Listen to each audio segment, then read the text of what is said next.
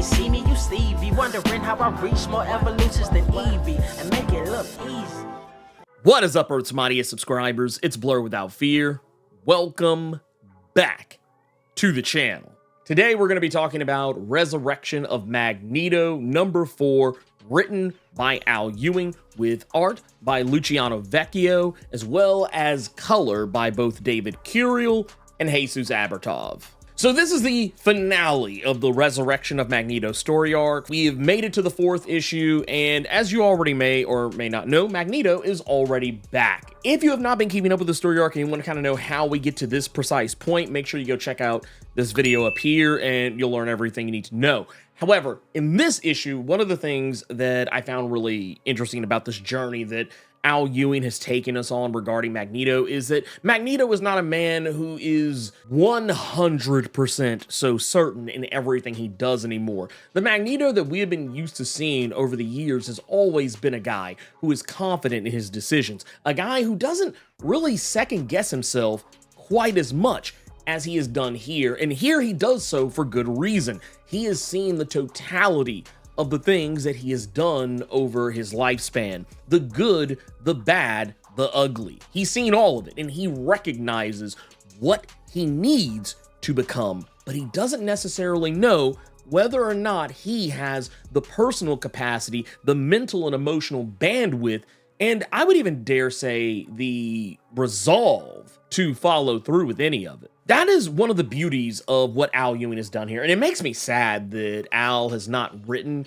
a dedicated Magneto series, because I feel like he would have absolutely positively knocked this completely out of the park. And I mean, to be fair, yes, he is technically doing it right here, but I mean like an actual Magneto ongoing series. I'm not talking about 4 or 5 issues of something. I'm talking getting the full 25 to 50 issue run treatment. If Al Ewing would get the opportunity to do for Magneto what he did for the Hulk with Immortal Hulk, could you imagine a immortal Magneto? I feel like Al would have cooked. I feel like he would have cooked on that one. But getting back into it, the thing I love about this is his interactions with Orchis. And Orchis they're feeling themselves. Let's be real. They're feeling themselves. They've already dealt with one master of magnetism in Magneto's daughter, Lorna Dane, aka Polaris, and they were found wanting in that regard. She unleashed all of her magnetic might upon them, including an entire army of Brood. But here, Magneto has no Brood, and he is actually in a position where, while his magnetic manipulation abilities are definitely useful in this situation, he finds himself in one particular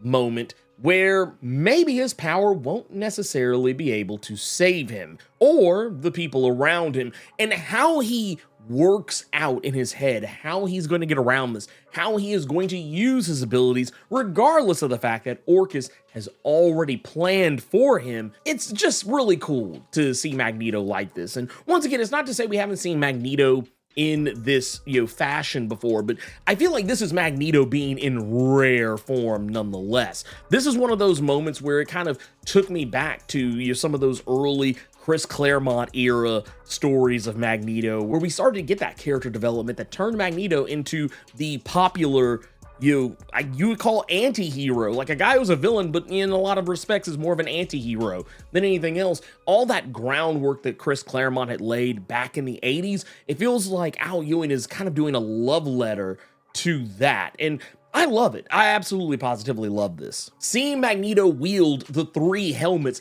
something that was, kind of hinted at and teased at in previous issues where we saw the helmets lying next to one another, and what did all this mean? What was the symbolism here? And we know now more better than we did before, but yeah, he's trying to figure out, these helmets, they're representative of different eras of his life.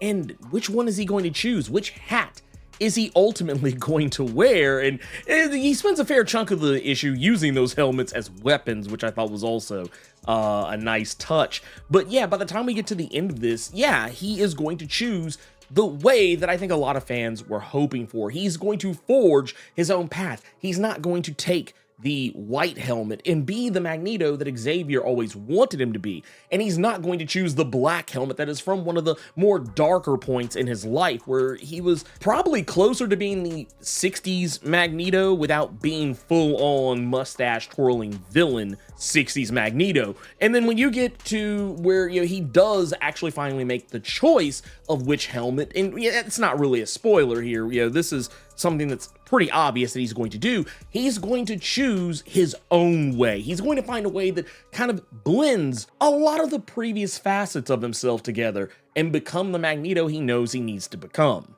One who isn't so rigid in his pro-mutant rhetoric, but one that hasn't quite forgotten what humanity has done. And it's a commentary, honestly, on, you know, forgiving but not forgetting, but also at the same time, not holding everyone's feet to the fire who isn't really a part of that situation. Case in point, his interactions with Blue Marvel in this issue are very telling, considering that, for one, he doesn't have much of a history with Blue Marvel, and yet he trusts Blue Marvel enough to put his faith in him, to use his powers in conjunction with Blue Marvel, to allow Blue Marvel to aid him and not be dismissive to him as he does so. Something that, you know, old Magneto would have done. He would have been a little dismissive towards the help. He would have accepted it, but he would have done so grudgingly. And I like that, you know, Magneto is just showing you how far he's come. And while, yes, Storm takes full stock of the fact that, while yes, this is a new Magneto who is kind of a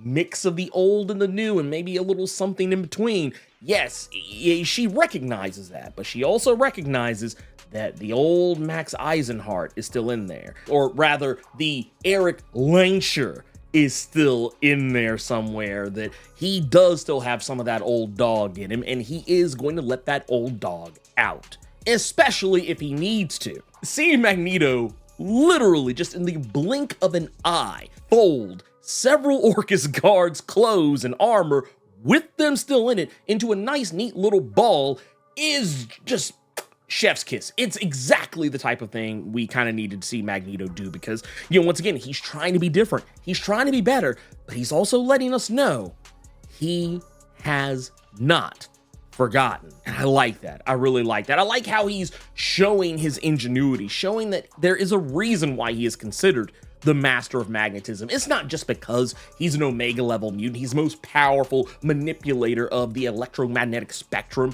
in the world. No, that's not the reason why. It's because of his intelligence, his mind, his tactical and analytical thought processes.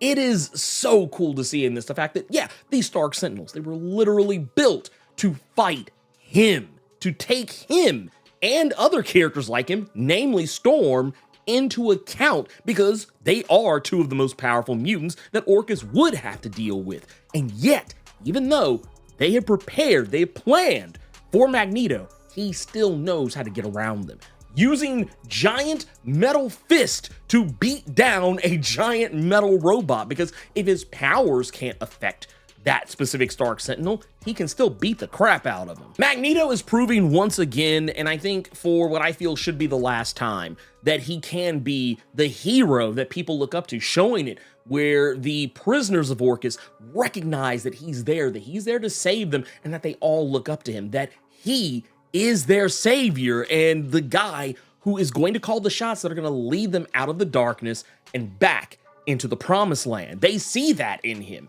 And I love the fact that we got to see Storm, who we've seen multiple times work in tandem with Magneto, but seeing Blue Marvel work in tandem with Magneto, despite the fact that he doesn't 100% agree with his methods, but still, I kind of hope, and I don't know where this is all going to go from here, because, you know, once again, by the time we get to the end of this, Magneto has, you know, put himself back out there on the world stage, and we know that he's going to be going off into the adjectiveless X-Men series by Jed MacKay, but we see a Magneto that looks very different than the Magneto we have here. This Magneto looks like the Magneto we've always known, but a lot younger, and it's not just an artistic license here. It is very well stated that the Magneto who walked through that portal at the end of Resurrection of Magneto #3 is a much younger looking Magneto. It's fully stated. But the thing I wonder is, you know, based on some things we saw from the X-Men from the Ashes panel, I wonder what happens to him after this issue, because this is the, finale of all this, and we know he's going to go run off and help the X-Men in their fight against Orchis, Nimrod, and Omega Sentinel, and, the Dominion. I wonder what exactly happens between now and then that's going to lead to Magneto looking rather haggard by the time we pick up Jed MacKay's X-Men series. It's something that's kind of weighing pretty heavy on my mind. All of that aside, this issue was fantastic. It did everything it needed to do. I feel like also, while I liked Trial of Magneto, it wasn't as complete a story I feel as it should have been, because largely, well, once again, it was the Trial of Magneto, but it felt like it kind of deviated a little too much. It felt more like the trial of Wanda Maximoff than it did the trial of Magneto, and I feel like this was definitely not that. Well, yes, it does ultimately start off with Storm. It does spend a lot of time on Magneto as well, and it wasn't lesser for it. It actually did a fantastic job of telling Magneto's tale, his story of redemption, how he is going to be a new character going forward, but also something still very familiar.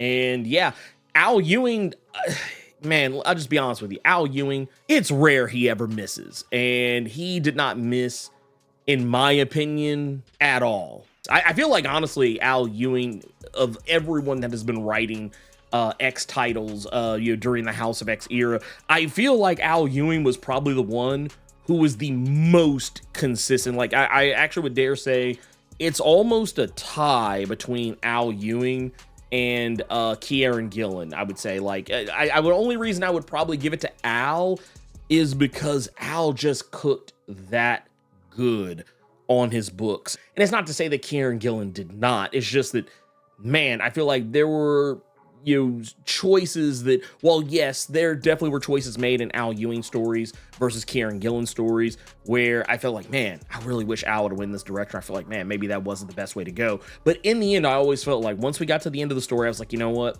It didn't ultimately matter because he took care of business just the same. And it just is what it is. But yeah, this was great. Luciano Vecchio's art in this was fantastic as per usual. Especially, a lot of the particle work he's doing, just the depiction of the Stark Sentinel and going up against Magneto. This was like almost some Jujutsu Kaisen levels of fuckery in this book as far as like some of the depictions of the action go, and I mean that in a good way. So yeah, I was happy with that. I could have stood for just a teensy weensy bit more Blue Marvel, but I'm gonna let it slide.